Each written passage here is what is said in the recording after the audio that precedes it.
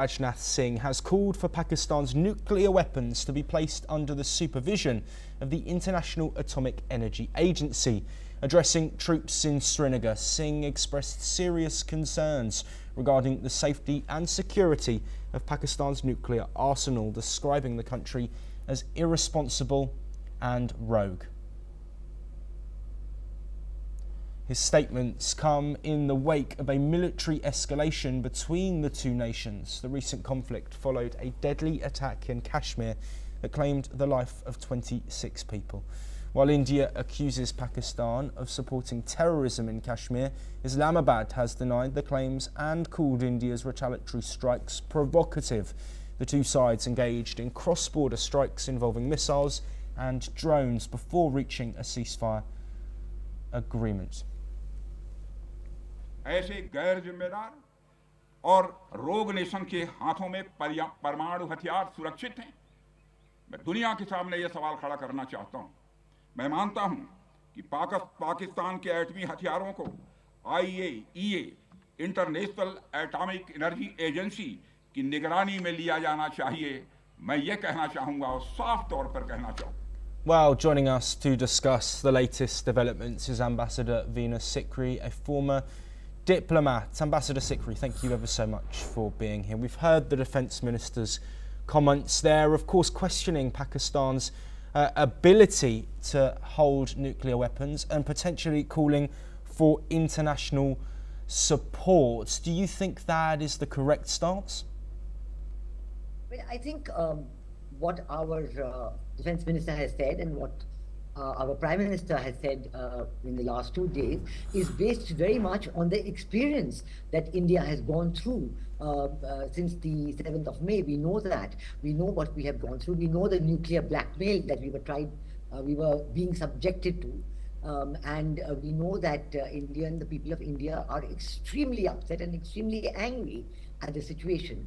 And there was even a definite threat of use of nuclear weapons at one point in the last, from the 7th onwards. So I think what the Defence Minister has said reflects very much the views of the Prime Minister of India and the views of the people of India that Pakistan is being completely irresponsible with their possession of nuclear weapons, and they cannot, be like using nuclear blackmail against their neighboring country. We know first and foremost that Pakistan is a state sponsor of terror. We know that the attack on the innocent tourists in Pahalgam on the 22nd of April was an act of terror supported by the state of Pakistan. It was an act committed by terrorists like Jaish-e-Mohammed and Lashkar-e-Taiba, and there is evidence of that. And the evidence is very well known to everybody. And then when India attacked on the 7th of May, we attacked the headquarters all across Pakistan of the Lashkar-e-Taiba and the Jaish-e-Mohammed and other groups, Murid-K, Bawalpur and others. We know these are recognized as UN proscribed bodies. They are recognized world over as terrorist organizations. And I don't understand why more action isn't taken against Pakistan, because they are harboring these terrorists. I don't know if you know, but in the middle of all this, suddenly the IMF decided to sanction another billion or 2 billion loan to Pakistan. And do you know the first thing they did with that loan? 14 crores of that loan, which is about 140 million Pakistan rupees, has been given to the head, the Masood Azhar, who lost 10 members of his family in the strikes on the headquarters of the terrorist organization. And this is the kind of thing, you're compensating an individual who is known and recognized the world over as heading a UN proscribed terrorist organization, and he is being openly compensated with huge amounts of finance by the state of Pakistan from amounts that have been received from the IMF. So I don't understand whether the world is serious in the fight against terror, or is it just a facade? Is it just a mirage? Yes. Because this is what we are worried about, because we have faced it firsthand. We know the kind of, mollycoddling of the terrorist organization that is going on. They're living in open sight. They're living next to, the Pakistan Army formations and offices and headquarters. So I think that we are very right. We're completely in our right to call into question Pakistan's responsibility as a state to say that we have nuclear weapons and we will use nuclear blackmail. And they don't have a non-first use policy on nuclear weapons. They can use it at any time. That is completely irresponsible. Yes, Ambassador Sikri, I'm sorry to cut you off early. We are running shorter on time, and I want to get this question in. Of course, looking at what Rajnath Singh has said, he's called for supervision of the International Atomic Energy Agency. How feasible will this be, and how possible is it for an international organisation to monitor and potentially hold a country's nuclear weapons, irrelevant almost of the clear danger that is there following the recent events that we have seen after the Pelham terror attack? Let me say that first and foremost, I said just now that our defense minister is reflecting the experience we have been through.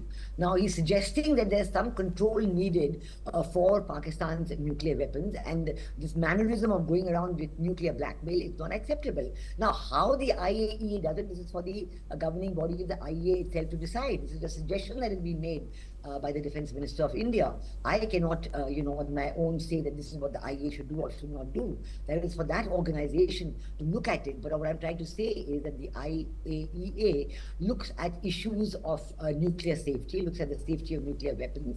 And we've seen in this case, in the case of Pakistan, what they were going through, what they were doing. First you support a terrorist attack on the 22nd of April, then when there's a retaliation against the groups who have done the attack, very carefully and meticulously done to avoid minimum impact on civilian casualty, minimum impact on any other infrastructure except the headquarters and training bases of these terrorist organizations, these UN proscribed terrorist organizations.